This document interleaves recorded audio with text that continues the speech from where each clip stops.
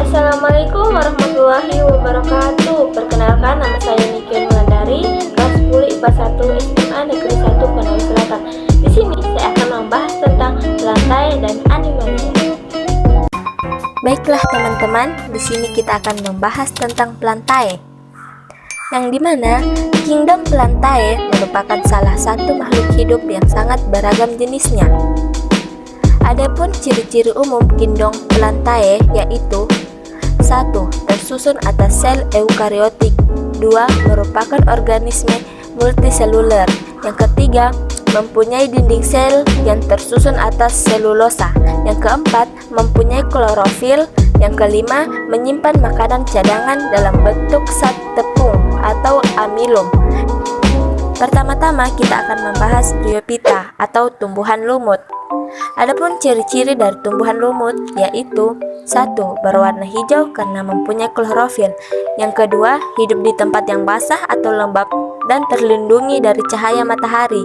Yang ketiga, pada permukaan luar tubuh terdapat lapisan lilin untuk menahan masuknya air. Yang keempat, peralihan dari talophyta atau tidak dapat dibedakan antara akar, batang, dan daun ke chormophyta. Dapat dibedakan antara akar, batang, dan daun. Klasifikasi tumbuhan lumut yaitu dapat dibedakan antara lumut hati, lumut tanduk, dan lumut daun. Selanjutnya kita akan membahas Pteridophyta atau tumbuhan paku. Tumbuhan paku pada umumnya hidup di daratan pada tempat-tempat yang basah atau lembab. Di bagian bawah daun yang tua terdapat kumpulan sporangium terbentuk bulat-bulatan berwarna coklat kehitam-hitaman yang disebut sorus. Tumbuhan paku ini juga termasuk golongan Chormatophyta berspora. Adapun klasifikasi dari tumbuhan paku yaitu dibagi menjadi 4 kelas berdasarkan sifat morfologi tubuhnya, yaitu paku purba, paku kawat, paku ekor kuda, dan paku sejati. Silophytinae atau paku purba merupakan tumbuhan paku paling sederhana, mempunyai batang yang berruas-ruas dan berbuku nyata. Daun Lycopodinae atau paku kawat berbentuk sisik dan terletak terbesar pada batang. Spora yang dihasilkan tidak berflagela. Batang Equisetae atau paku ekor kuda berongga dan pada umumnya memiliki cabang yang berkarang pada buku-buku batang. Terakhir ada Filicinae atau paku sejati. Tumbuhan paku ini mempunyai daun sempurna, duduk daun pada batang membentuk sayap. Sporangium tersusun dalam bentuk sorus di permukaan daun. Baiklah, selanjutnya kita akan membahas tentang Spermatophyta atau tumbuhan berbiji. Adapun ciri-ciri dari tumbuhan berbiji yaitu menghasilkan biji sebagai alat perkembangbiakan. Yang kedua, termasuk golongan Chormophyta berbiji. Yang ketiga, mempunyai alat kelamin yang jelas. Yang keempat, mempunyai berkas pembuluh. Dan yang kelima, habitatnya di darat. Ada beberapa yang hidup mengapung di air. Berdasarkan ada tidaknya daun buah yang melindungi biji, Spermatophyta dibedakan menjadi Gymnospermae dan Angiospermae. Gymnospermae atau tumbuhan berbiji terbuka. Pada Gymnospermae, bakal biji tidak dilindungi oleh daun buah, tetapi tersusun dalam strobilus. Berdasarkan struktur strobilusnya, Gymnospermae dibedakan menjadi 4 kelas, yaitu Cicadinae, Gingoinae, Genetinae, Coniferinae. Angiospermae atau tumbuhan berbiji tertutup. Pada Angiospermae, bakal biji tumbuh di dalam daun buah. Angiospermae sering disebut Anophyta atau tumbuhan berbunga. Angiospermae dibagi menjadi 2 kelas, yaitu monokotil dan dikotil. Monokotil, ciri-cirinya mempunyai satu daun lembaga, akar serabut, tulang daun sejajar atau melengkung, batang tidak bercabang dengan ruas yang jelas, tidak berkambium, dan perhiasan bunga berjumlah 3 atau kelipatannya. Dikotil ciri-cirinya mempunyai 2 daun lembaga, akar tunggang, tulang daun menyirip atau menjari, batang bercabang-cabang dengan ruas tidak jelas, mempunyai kambium, dan perhiasan bunganya berjumlah 2, 4, 5 atau kelipatannya. Baiklah, terakhir kita akan membahas tentang peran tumbuhan lumut, paku, dan spermatopita. Tumbuhan dalam berbagai macam klasifikasinya memiliki peran yang menguntungkan dalam berbagai bidang kehidupan, contohnya bidang kesehatan, estetika, pariwisata, dan industri. Itulah tadi hasil dari pelantai. Sekarang kita akan membahas tentang animalia.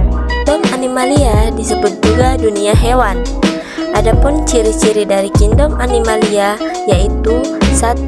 Hewan bersifat multiseluler, sel bersifat eukariotik dan tidak memiliki dinding sel. Yang kedua, hewan bersifat heterotrof. Yang ketiga, hewan mampu bergerak secara aktif. Yang keempat, sebagian besar hewan bereproduksi secara seksual. Dan yang kelima, hewan mempunyai bentuk tubuh dan organ-organ bervariasi. Animalia dikelompokkan menjadi 2 kelompok besar berdasarkan ada tidaknya tulang belakang, yaitu invertebrata atau hewan tidak bertulang belakang dan vertebrata, hewan bertulang belakang. Invertebrata dibagi menjadi 8 kelompok atau filum, yaitu Porifera, Coelenterata, Platyhelminthes, Nemathelminthes, Annelida, Mollusca, Echinodermata, dan Arthropoda. Ciri khas dari Porifera yaitu tubuhnya berpori, merupakan hewan diploblastik, dan sebagian besar anggotanya hidup di laut. Coelenterata yaitu merupakan hewan diploblastik, mempunyai rongga gastrovalvular sebagai alat pencernaan makanan dan mempunyai sel penyengat. Platyhelminthes yaitu merupakan hewan diploblastik, sudah mempunyai saluran cerna tetapi tidak mempunyai anus, bentuk tubuh simetris bilateral dan tubuhnya pipih. Nemathelminthes yaitu merupakan hewan triploblastik, bentuk tubuh silindris dan simetris bilateral. Mollusca yaitu tubuhnya lunak, simetris bilateral, dan tubuhnya tidak bersegmen tetapi bercangkang. Echinodermata yaitu kulitnya berduri, tubuhnya simetri bilateral, dan mempunyai sistem ambulakral, bentuk bergerak dan bernafas.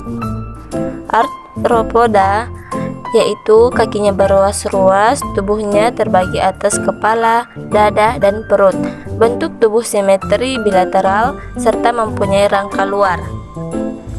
Vertebrata dibagi menjadi 5 kelompok atau kelas, yaitu Pisces, Aves, Amphibia, Reptilia, dan Animalia. Ciri khas dari Pisces yaitu memiliki sisik di permukaan tubuhnya, bernafas menggunakan insan, berdarah dingin, dan berkembang biak dengan cara bertelur. Amphibia yaitu kulit tubuhnya licin, hidup di 2 alam, bersifat poikiloderm, fertilisasi eksternal, serta bernafas menggunakan insang atau larva dan paru-paru dewasa. Reptilia yaitu kulit bersisik dari zat tanduk, bersifat poikiloderm, fertilisasi internal, dan bergerak dengan cara melata. Aves yaitu tubuhnya berbulu, bersifat homoioterm, fertilisasi internal, dan berkembang biak dengan bertelur. Mamalia yaitu mempunyai kelenjar susu, bersifat homoiterm, fertilisasi internal, bernafas menggunakan paru-paru, dan kulit tubuhnya berambut.